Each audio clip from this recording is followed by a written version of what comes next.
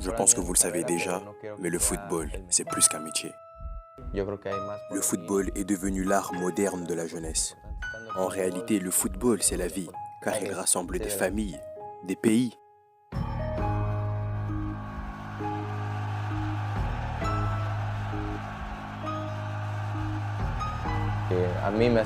Il est vrai que tout au long de ma carrière, il y a eu énormément de déceptions. Mais ce n'est pas pour autant que je vais détester le football.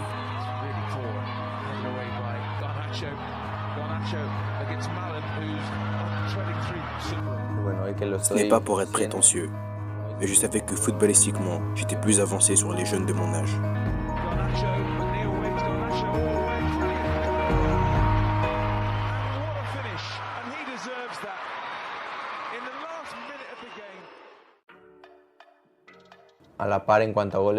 Je suis né au Mexique, à Mexico, dans une petite ville à côté appelée Pantagoles. Il y a toujours du beau temps, une plage incroyable, tout ce que vous aimez pendant les vacances d'été. Je suis aujourd'hui la plus grande icône du Mexique, et je ne vais pas me le cacher que cela est ma plus grande des fiertés. J'ai tout de même un palmarès avec 16 titres de champion, 5 titres en première ligue anglaise, 7 titres en Liga mexicaine, et pour finir 4 titres en Liga Santanders espagnole. Il y a encore beaucoup de titres en réserve, mais je ne vais pas tout vous dévoiler maintenant, ce serait du gâchis. Mais revenons au commencement, là où tout a commencé pour ma carrière. C'est dans cette petite banlieue que j'ai grandi.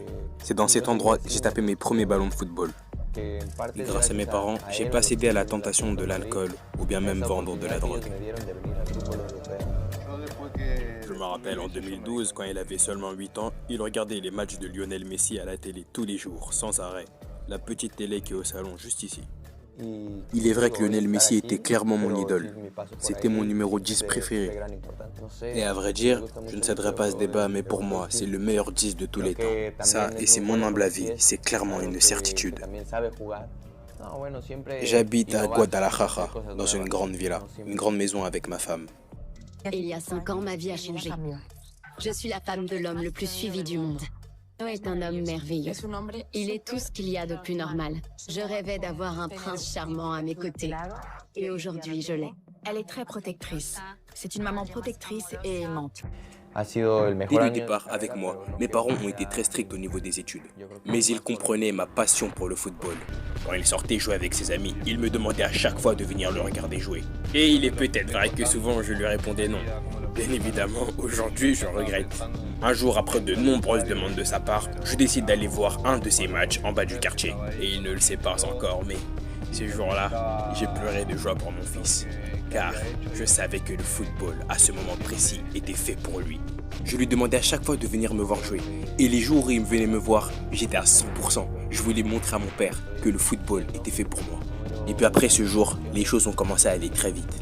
Le soir, quand je rentrais du travail avec mes collègues, je leur parlais de mon fils. Je leur racontais à quel point mon fils était un très bon dribbleur et qu'il avait de l'avenir dans le football.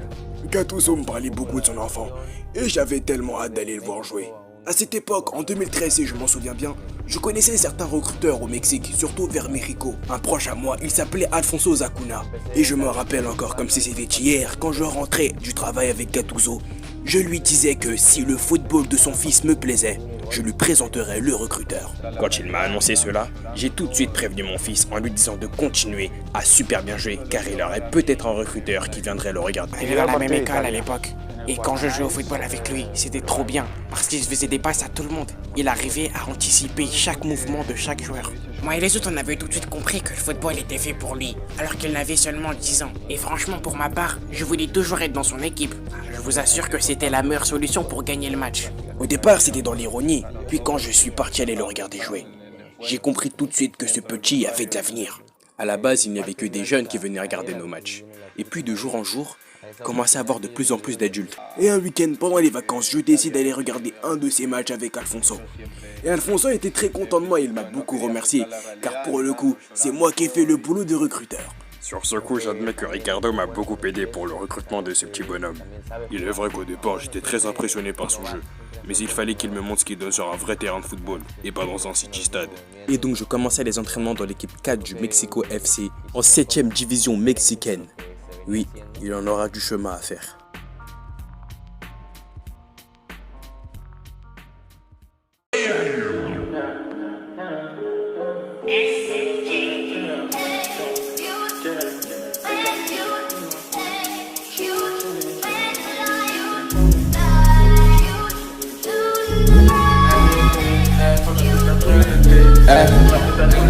T'inquiète mon pote, je reconnais quand tu mens. Si t'as mal jobé, faut pas regretter quand tu Quand ça parle en sous, c'est fini les sentiments. Comme t'as pas coffré, tu pourras pas continuer. La cité m'appelle, hey, j'ai pas le temps à perdre, je fais du détail, je fais plus d'arracher. Combien de cartouches sur le terrain, j'ai dû ramasser. Je reviendrai t'étendre sur moi si tu m'as raté.